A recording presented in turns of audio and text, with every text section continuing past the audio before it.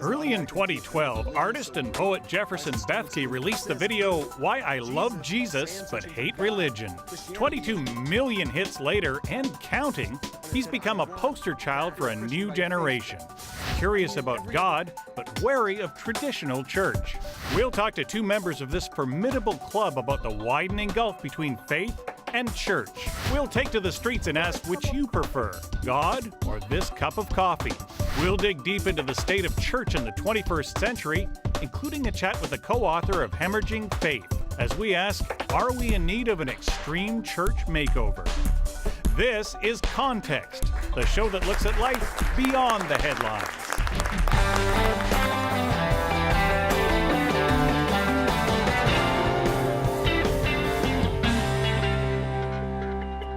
Well, with spiritual curiosity high, but attendance declining in many places, does the 21st century church need an extreme makeover? With that in mind, our own Sheldon Neal took to the street to perform an experiment.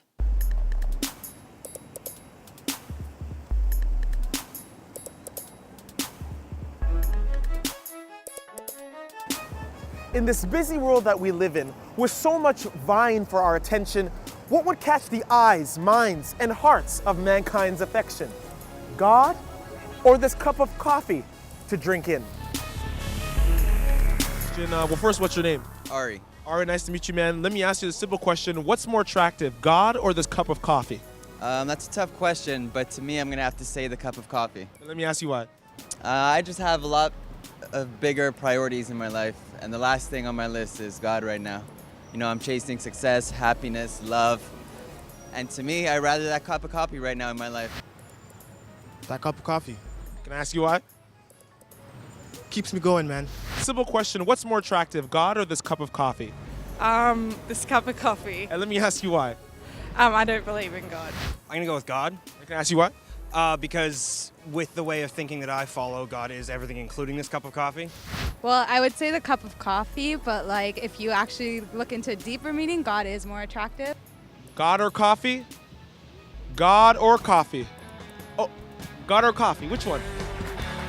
To find out more on why people are not interested in church, let's hear from those who have examined the church but declined to attend it. Earlier, I met up with CBC Ideas producer Frank Falk and Antoinette Smith. Frank, you have a long history of being a producer with the CBC who explores religion and spirituality, and you've heard a lot of stories about why people are not interested in church. What are you hearing people say? Well, I mean, they're saying a lot of things, but I would say, broadly speaking, if I was to put it under a heading, it would be church is a stumbling block for me in my relationship with God. What's making them stumble in that? Well, you know, and once again, I'm going to draw from different people or different examples. So, for example, say someone who is gay, who feels very ostracized and very demeaned by the church, and feels, as one person said to me, who had been a Christian, had gone to church as a child, but certainly didn't go anymore when he came out as gay. He said, "You don't know what it's like to be told that you're disgusting, that you're revolting." And the whole thing of, well, we don't hate you, we hate the sin, doesn't really wash. Okay, we're going to step on a few more things that you think are stumbling blocks. We'll think about a few more, but I want to introduce Antoinette Smith because you used to go to church, you don't anymore. Is the church in need of a makeover? Absolutely.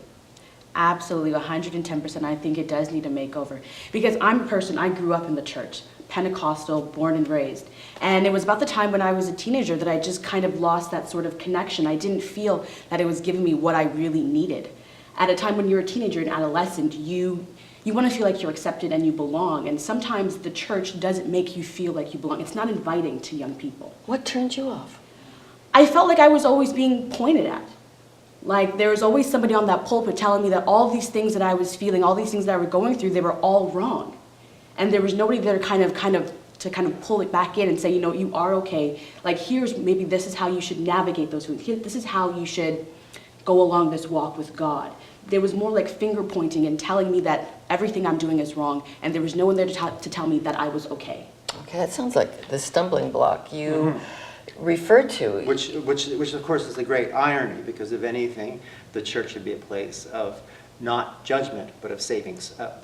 As one pastor put it to me, I'm not here to judge people, I'm here just to bring people in. So I'm going to be as inclusive as possible. All right, what would it take to start changing this for someone like yourself, Antoinette? That's a very big question, because for me, I can only speak about the Pentecostal church because that's what I'm most familiar with. And I think there needs to be more of an inclusiveness. There's a lot of cliques. Maybe I can call them church bullies. I almost want to say that. No, I'm very serious with that. Like, sometimes you will come into the church, and as an outsider, people will automatically see you as that. You're the outsider, you're the other, you don't belong here, you're not like us. They'll look at what you're wearing, they'll look at your hair, if you wear jewelry. Sometimes all churches, they have their own sort of systems, like their dress codes and the way they talk. And if you don't fit into that, you instantly feel like an outsider. Okay, Frank, you know my church family a little bit. I'm evangelical, and you, I think, actually sometimes know parts of my Bible better than I do. You're really well informed. What would you say there would be specifics in my church tradition that are causing this idea of a barrier? What's Well, the I think there is not a, I think unfortunately church is filled with a lot of people who I would call honorary sinners. In other words, they mouth about, oh, we're all sinners, but in fact, they know they're close to God and you're not. So there's that kind of, there isn't the real kind of, I think a lot of people are in agony, and whether you're an adolescent, whether you're feeling alienated, and church isn't speaking to that, because there's a smugness, there's a kind of sense of, well, we're saved. We have Jesus, we're saved, and I may not be God, but I'm very good friends with the Son. I'm friends with the boss's son, basically. So I think there is I remember speaking to a pastor recently, this was in the past couple of years, and I was very struck, because I was talking to him about this very thing. And what struck me, which I found very encouraging, I said, it's very difficult to actually grapple with our own sin, with our own dark nature, if you will. To really grapple with it, not do a little gloss on it, but really, and he said, it is, and I find it incredibly hard, because to do that work means to really get into the muck and some really stuff that you can feel very deeply ashamed about. And if you haven't really gone into that, then how can you actually show genuine, authentic compassion to other people who are actually feeling that? All right, so I'm hearing you. We need to live more love to make the place more approachable. And you have to be actually more honest with yourself. I think there has to be more self-honesty. All right, Antoinette, I want to close with you. How would we start to make it better at church? I think there needs to be more outreach without judgment. We have to get more people going out there and just trying to reach out to people on a human level, and just talking to people. And don't judge me, because yes, I grew up in the church for 14 years and then I turned away from it. I still believe in God 110%. Just because I don't go to church doesn't mean I'm no longer a Christian. So you want more outreach? Absolutely. Talk to me like I'm a human being. Meeting of the minds, I'm okay with that. It's the finger pointing and the judgment and the shaming that I don't like. Wow, you guys have been great. Thank you for speaking honestly about something that probably needs quite a bit of work. Yeah. Now it's time to find out what you think. Times change. Should church teachings change? Yes or no? Send us your answers by phone or email, Facebook or Twitter. We'd like you to be part of our conversation. So our studio audience is taking a live vote right now, and we'll have those results when we come back. Hi, I'm Lindsay Agnew. I'm the senior designer with Stephen and Chris, and I think that a church makeover should look like this. It should be a move back in time. The churches that we see today are sort of really overdone, and they are dated as soon as they're built. They have those honey oak floors and pews and these sort of modern stained glass windows, fake flowers. It's just not looking good. So what I suggest would be a move back to the days where we hand-carved stone and had these really elaborate tapestries and these really gorgeous sort of like stained glass windows. if that could come back, that would be beautiful. And updating it with some modern fabrics, perhaps some sort of less ornate